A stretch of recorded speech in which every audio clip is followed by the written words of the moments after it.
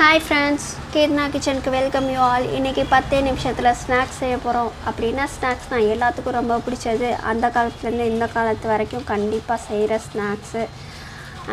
அப்படி என்னன்னா இட்லி மாவு மட்டும் இருந்தால் போதும், எல்லாத்துக்குமே செஞ்சு கொடுத்து. ஃபஸ்ட்டு இட்லி மாவு கொஞ்சமாக நான் எடுத்து வச்சுருக்கேன். அப்புறம் கடுகு, உளுந்து, சின்ன வெங்காயம், பெரிய வெங்காயம் வேண்டாம், ஸ்கிப் பண்ணிடுங்க. அப்புறம் கருவேப்பிலை, பச்சை மிளகா எடுத்துருக்கேன். சின்ன பிள்ளைங்க இருந்தால் பச்சை மிளகா போட வேண்டாம், பெரியவங்களாக இருந்தால் மட்டும் பச்சை மிளகா போட்டுக்கலாம். அப்புறம் தனி மிளகாய் தூள். சின்ன பிள்ளைங்க இருந்தால் பச்சை மிளகா ஸ்கிப் பண்ணிவிட்டு தனி மிளகாய் தூள் காரத்துக்கு ஏற்ற மாதிரி நீங்கள் போட்டுக்கோங்க. அவ்வளோதான் ஃப்ரெண்ட்ஸ். அப்புறம் ஆயில் முக்கியமானது. அவ்வளோதான், இதுதான் வச்சு செய்ய போகிறோம். இப்போ வாங்க எப்படி தாளிக்கிறதுன்னு பார்க்கலாம். ஃபஸ்ட்டு தாளிச்சிருவோம். 2 ஸ்பூன் எண்ணெய் ஊற்றிடலாம். நான் இன்றைக்கி எல்லாமே தான் தாளிக்க போகிறேன். மிளகாத்தூள் தவிர எல்லாத்தையும் நான் தாளித்து போட போகிறேன். எப்படி வருதுன்னு பார்க்கலாம். ஃபஸ்ட்டு கடுகு, உளுந்து போட்டுக்கலாம்.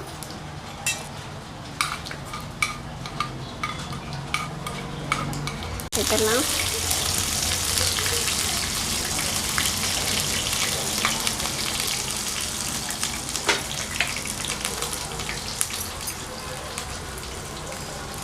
அடுத்து சின்ன வெங்காயம் சேர்த்துடலாம்.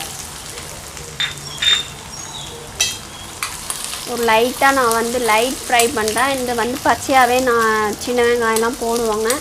நான் இன்றைக்கி லைட் ஃப்ரை பண்ணி போடுறேன்.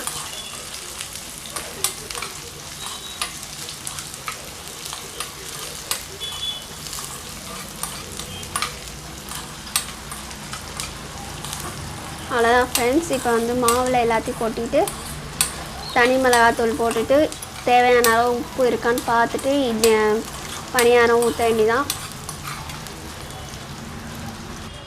அடுத்து பணியாரம் செய்யலாம் ஃப்ரெண்ட்ஸ். மாவு ரெடி ஆயிடுச்சு. இதுக்கு ரொம்ப முக்கியமானது ஆயில் தான். ஆயில் நீங்கள் எவ்வளோக்கு எவ்வளோ விடுறீங்களோ அப்போ தான் நல்லா வரும். இல்லாட்டி பிடிச்சிக்கும், அடி பிடிச்சிக்கும், அந்த மாதிரி கருகி போயிடும். அந்த மாதிரி சம்திங்ஸ் ஏதாச்சும் ஆயிரும்.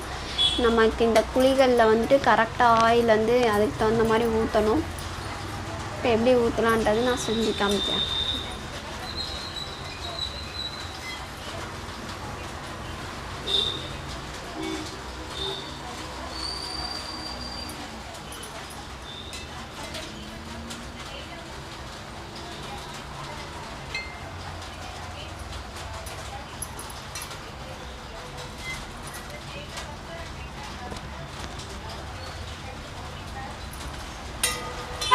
இன்னும் சட்டி காயலை, குழியெல்லாம் காஞ்சதுக்கப்புறம் வெடிக்கும். அப்போ நம்ம மாவு போட்டு ஊற்றினா போதும். அது ஃப்ரெண்ட்ஸ், இப்போ நான் திருப்பிட்டுருக்கேன் எல்லாத்தையும். எண்ணெய் ஊற்றினா இப்படி வரும், இல்லாட்டி வராது. ஃபஸ்ட் டைம் நிறையா எண்ணெய் ஊற்றிக்கோங்க. செகண்ட்லேருந்து கொஞ்சம் குறைச்சிக்கோங்க. ஏன்னா சட்டி நம்ம யூஸ் பண்ணாமல் இருப்போம். அதனால் கண்டிப்பாக எடுக்க வராது. நிறையா ஊற்றினீங்கன்னா உங்களுக்கு உடனே திருப்ப வரும்.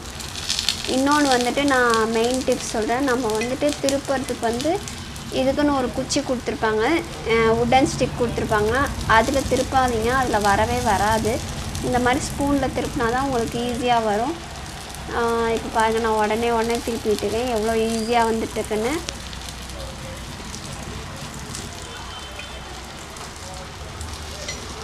அவ்வளோதான் ஃப்ரெண்ட்ஸ்.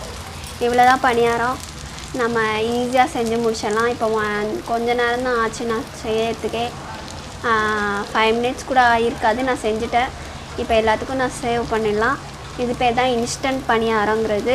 இது ஏன் இன்ஸ்டன்ட் பணியாரம்னு பேர் வந்துச்சுன்னா, ஏன்னா பணியாரத்துக்குனே மாவு ஊற வச்சு அரைச்சி அப்படி தான் நம்ம செய்வாங்க எல்லோரும். இது உடனே ஸ்நாக்ஸ் கேட்குறவங்களுக்கு ஈஸியாக நம்ம செஞ்சு கொடுத்துடலாம். கண்டிப்பாக நீங்களும் ட்ரை பண்ணுங்கள். ட்ரை பண்ணிட்டு எனக்கு கமெண்ட் பண்ணுங்கள். இப்போ இந்த மாதிரி கோல்டன் ப்ரௌன் வந்தோடனே எடுத்துடலாம் ஃப்ரெண்ட்ஸ். இதுக்கு மேலே வச்சுருந்தோன்னா கண்டிப்பாக கருகி போயிடும்.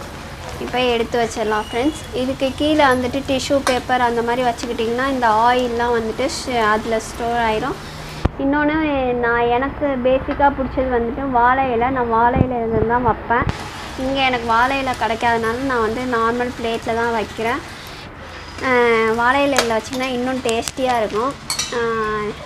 கண்டிப்பாக நீங்களும் அந்த மாதிரி வாழை இலையில் வச்சு சுட வச்சு பாருங்கள். உங்களுக்கும் தெரியும். இங்கே பாருங்கள் ஃப்ரெண்ட்ஸ், எவ்வளோ சூப்பராக வந்துருச்சு. நீங்களும் கண்டிப்பாக ட்ரை பண்ணிவிட்டு சொல்லுங்கள். கமெண்ட் பண்ணுங்கள், ஷேர் பண்ணுங்கள், சப்ஸ்கிரைப் பண்ணுங்கள், லைக் பண்ணுங்கள், எல்லாத்துக்கும் ஷேர் பண்ணுங்கள். கீர்த்தனா கிச்சன்ற பேரை மறந்துடாதீங்க. நாளைக்கு புது வீடியோட பார்க்குறேன். பாய்.